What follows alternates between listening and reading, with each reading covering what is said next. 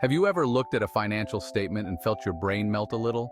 Like you accidentally wandered into a goblin economy run on buttons and wishes? Yeah, me too.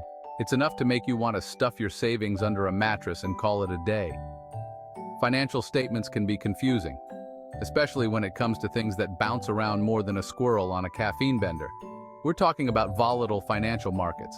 Think of it like trying to ride a unicycle on a tightrope during an earthquake. That's where hedge accounting comes in, folks. It's here to, hopefully, make things a little less terrifying. So, what is hedge accounting? In the simplest terms possible, it's like noise-canceling headphones for your financial statements. It helps smooth out the ups and downs caused by market craziness. Imagine you're running a bakery. You need flour to make your delicious croissants, but the price of flour is about as stable as a toddler on a sugar high. One day it's up, the next it's down. With hedge accounting, you can lock in a price for your flour in advance, so you're not constantly getting your apron in a twist over price swings.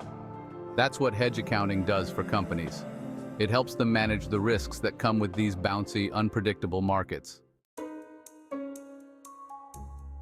Now, like any good accounting rule, there are standards, and those standards like to change.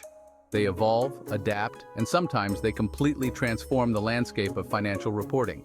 It's like the accounting version of updating your phone's operating system. You know it's necessary, but it can be a bit of a hassle. You're never quite sure what's going to happen. Will it be a smooth transition, or will it leave you scratching your head in confusion? We used to have IAS 39, which, let's be honest, was about as popular as a root canal.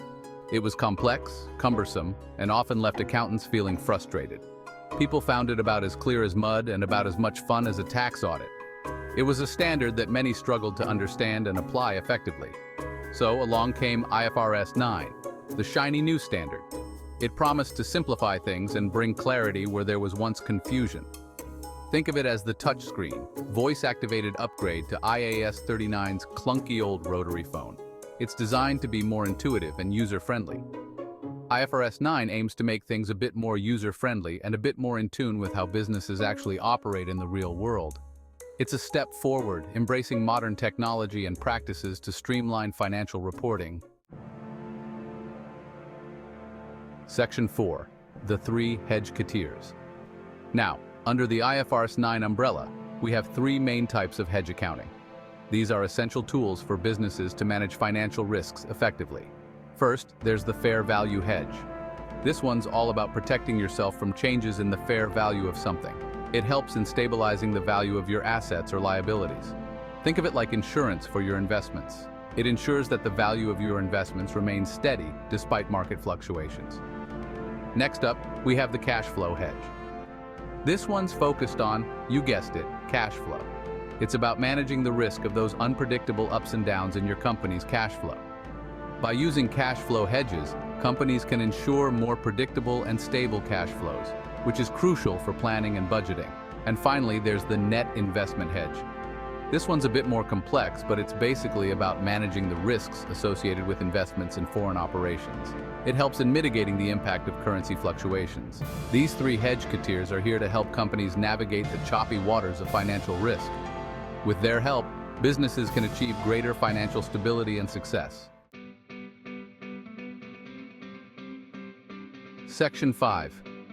Why should anyone care about hedge accounting? You might be thinking, John, this all sounds very exciting, but why should I, a person who enjoys breathing air and eating food, care about hedge accounting? Well, dear viewer, hedge accounting matters because it impacts the financial health of companies, which in turn can impact things like jobs, the economy, and even the price of your morning coffee. Plus, if a company can manage its risks effectively, it can potentially lead to more stable profits, which could translate into good things for investors. So, you see, hedge accounting isn't just some abstract accounting concept. It has real-world implications. Section 6. In conclusion, hedge accounting, not as scary as it sounds? It might sound like a complex and daunting topic, but it's actually a crucial tool for businesses. Hedge accounting might seem about as exciting as watching paint dry, but it plays a vital role in helping companies navigate the unpredictable world of finance. It helps in managing risks and ensuring financial stability. It's like a financial seatbelt, a protective measure that keeps companies safe from unexpected financial turbulence. Not always the most thrilling thing to think about, but essential for maintaining financial health. But definitely good to have when you hit a bump in the road. And who knows, it might just save the day when things get rough. Maybe if we all understand a little bit more about this stuff, we can demystify the complexities of finance. We can make the world of finance a little less opaque and a little more accountable. Knowledge is power, after all. Or at the very least, we can have some fun impressing our friends with our newfound knowledge. We can impress our friends with our newfound knowledge of hedge accounting. That's our show, folks. Thanks for watching, and remember, finance doesn't have to be scary.